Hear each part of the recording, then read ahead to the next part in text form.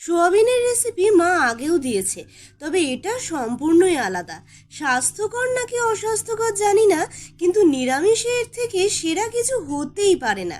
এর জন্য মা প্রথমে আলুগুলো কেটে ধুয়ে নেবে। গ্যাসে পাত্র বসিয়ে জল, গোলমরিচের গুঁড়ো ও নুন দিয়ে সোয়াবিন ও আলুগুলো সিদ্ধ করে সোয়াবিনের জল চিপড়ে নেবে। অন্যদিকে একটা বাটিতে আদা, কাঁচা লঙ্কা বাটা, জিরের গুঁড়ো, হলুদ গুঁড়ো, কাশ্মীরি লঙ্কার গুঁড়ো, পরিমাণ মতো নুন ও জল দিয়ে একসাথে গুলে নেবে। এবার কড়াইয়ের গরম তেলে গোটা তেজপাতা ও জিরে ফোড়ন দিয়ে গোলা মশলাটা দিয়ে ভালো করে কষিয়ে নেবে।